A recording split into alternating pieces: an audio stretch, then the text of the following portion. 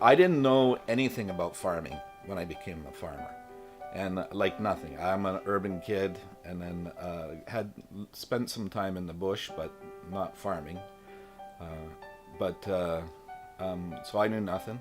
So I was actually surprised about how much you could learn how to farm from the library, which is where I got most of my resources. So I'll tell you a little story about the ignorance, my farming ignorance.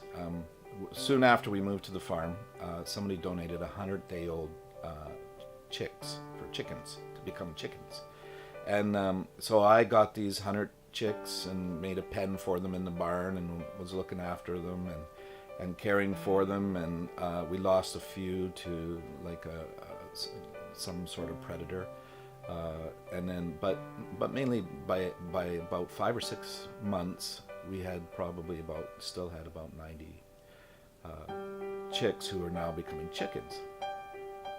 In reality, it was 89 chicks who were becoming chickens and one rooster. So, but I didn't really know the difference between a rooster and a chicken, and eventually I kind of figured it out. But this rooster was like brutal with the chickens, like just brutal. And so I would walk into the barn and I'd see this rooster like jumping on the back of the chickens and pecking their heads. And I was like, oh, this is like a demonized rooster.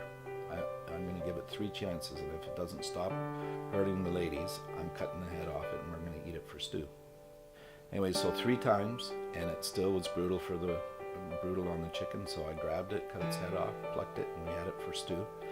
Anyway, so I was at church, at a farmer's church, and I was telling the farmers about this demonized rooster I had in the barn, and all the farmers started laughing. I was like, what are you laughing at? And they're like, well, that's how roosters and chickens do it. Like, they're just having sex, or just doing their normal thing. And I was like, oh, that poor rooster became stew for doing what was natural.